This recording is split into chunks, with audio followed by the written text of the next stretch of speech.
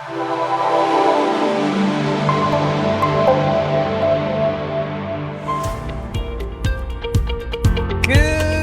morning, Max. How are you doing today?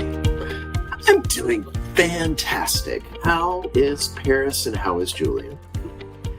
Paris, I don't know. Julien is doing pretty good. I'm pretty good, but I've had a hard night. You know, one of those nights where you can't sleep because something is bugging you and you have to think about it and you can't just, shake it off. And that's one of these days. It's weighing one of the big questions of the world. I guess you could call it that. So what I have for you today is not much of a story, even though it starts with a story, but I'm guessing it's probably more of a philosophical question and probably something that I'm not the only one thinking about. And if I was the only one, I guarantee by the end of this story, millions of people, because we get millions of viewers, right? Millions. To say the least, are going to be thinking about it day and night for the next few days. So are you ready for that? I'm let me strap in. All right, I'm ready. So here is the thing, just to give the context, that was a few weeks back. I was on the phone with a company, and I could not even tell you what company, what service, what context. I can't remember at all what it was all about because it does not even matter for the story. But I was on the phone and then I get put on hold, which, surprise, it's like most of our stories anyway. So I get put on hold for a pretty long period of time. And then I chatted with my wife. I was next to the phone and I chatted with my wife. And we started complaining a little bit about the service and complaining about why it took so long. And again, can't remember the detail, but we were complaining about stuff. And then suddenly, as we went through the conversation with my wife and the agent still did not pick the phone back up, I remembered I guess you could call it an urban myth, that says that when you're put on hold, actually, the other side is still listening into your conversation. And whatever you're telling to your wife might very well be heard by the agents on the phone. And, well, while I was not necessarily rude or complaining more than necessary, I'm just thinking, how many times have I been on hold with a customer service representative, and how many terrible things have I said on the phone while people were probably actually still listening?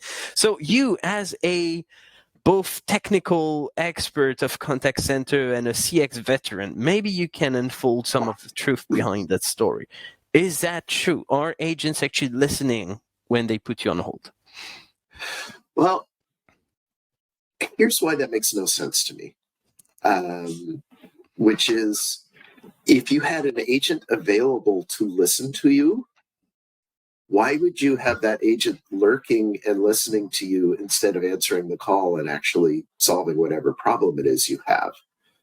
And why would you pay someone to be, unless you really want to actively gather intelligence to see if you're, I mean, I could see there being a separate CX department that's responsible for voice of the customer that instead of doing surveys goes and listens to these. But it's pretty hard to give that urban myth any credibility whatsoever. It's what I mean, I guess theoretically you could give the agent the audio while they were doing wrap up on the previous call, or if they were, sometimes you'll do a screen pop and you'll give the agent a few seconds before you actually give them the call. Or certainly there could be just a little telephony wonkiness, but I don't think it would be more than 15 seconds. So let me tell you that anyone would get. Let me tell you where that's coming from. You have two kinds of keeping people on hold. The first is you get that beautiful Vivaldi music that everyone is expecting at some point in their day, which drives you crazy, because if it's not Vivaldi, that's their own music that is purely cut and repeats itself over and over again, which is probably even worse. But then you have the second flavor of that, which is just basically no sound at all. And we've all done that, not working in customer service. We've all done that. Can you just hold a second? I'm dealing with something. You put yourself on mute. But when you put yourself on mute, yes, the other person doesn't hear anything, but you still hear what the other person is saying. So I guess that's where it's coming from. I've heard it a few times in my early days in the CX world, where you should be careful, because agents, while they're searching for an answer, it's not like they put you on hold to transfer you. It's like they put you on hold because they are searching for something in the computer. So you're told you're on hold, but are you really on hold, or is they listening to whatever you're whispering on the other end? That's what I'm talking about. And that absolutely. Yeah. If you're not hearing music, there's a very good chance that the agent's hearing that. Absolutely. If that's when you choose to badmouth somebody, that was a bad choice. That was a very bad choice. So what you're saying here is, if you don't hear your old friend Vivaldi in your ear, then you better be quiet, because you're going to say something that you may regret. Yes, I would. And another way to say that is, once you have an agent, if it's a phone call, that agent isn't going to leave that call. They may, or you need to assume they're not leaving that call. They may be talking to somebody else, so they put themselves on mute. They actually do put you on hold, and then they go do that. Usually, if they put you on hold, you're going to get Vivaldi's going to come visit you again. Doesn't have to. But yeah, once you've got to the agent, anytime you're put on hold, unless there's music, you should absolutely assume that they can hear you. I think that's fair. And there may be times when they can't, but probably more often than not, they're hearing you at that point. Yeah. So if that's when you did it, yeah, your and your wife's complaints were being shared. All right. So it's not quite an urban myth in the end. That's actually, you should be careful as a customer, because you get no warning for that. That's true. I'm going to go look this up. I'm going to put you on hold for a minute, but I can still hear you. Yeah, that'd be creepy. But I mean, it would be creepy. With the GDPR in Europe and whatever Californian law you have for the past 3 years, which is very similar to the GDPR, we are used to incredibly lengthy disclaimers and cookie paragraphs and accepting this and denying that. So, I mean, why not on that one? That feels more intrusive to me than actually having cookies that are going to give me targeted ads, but that might be just me.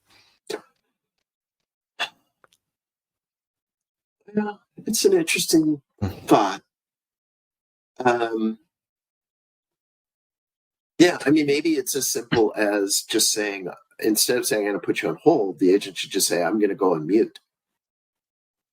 And because what I'm thinking is, okay, that might be, okay, maybe it doesn't matter. Maybe it's me making something big out of nothing, which I'm used to. That could very well be that. But I'm thinking, you have these teachers who at the end of the year kind of collect all the best excuses from their student, all the worst answer to some of the quiz, or all the most funny stuff, right? If I were a customer service agent, I guarantee I would be writing a book with all the most stupid inquiries or all the most ridiculous embarrassing questions or whatever. Yes. And if you are listening to me while I'm not aware, besides just bad-mouthing the service or the company, there could be a few other awkward conversations you might be able to pick up, because you never know what people are talking when they are not aware that people are listening in. And sorry, go ahead. There's actually, I heard something on the radio that's almost the reverse of all of this. It was tips on how to get the agent on your side. So if you are asking for something that you're getting denied, don't just yell and say, I want to speak to your manager, but, phrases to like diffuse and, so when I woke up this morning, I wasn't expecting to have $145 bill, from my cable company that was extra stuff I don't normally pay for. How would you feel if that happened? Put the agent in your shoe. It was all these tips for how to get the agent on your side. So it's kind of the, instead of the, how do you trap the snarky stuff? This was how do you suck up to your agent a little bit, which I thought was really kind of an interesting approach to the world. So I guess there are three outcomes to this discussion. First, now we know, yes, when you're being told you're on hold, if you don't hear any music, you're probably just on mute and you might want to be careful. Yes. Second thing is, if you don't want to be quiet, then maybe you should just use it to your own advantage. There might be something you could do to manipulate your customer service representative. Yes. And if you're about to talk to your customer service representative to get something, instead of yelling and whining and complaining, maybe there's something you could do around forced empathy. To try to get that person in your shoes. Forced empathy is the perfect phrase. For that. And I think there's a fourth is when you hear Vivaldi, you can be as nasty as you want. That's not exactly what this music inspires me usually, but after hours of listening, maybe. Yeah. I was just going to say it's not always Vivaldi. Sometimes the music does provoke.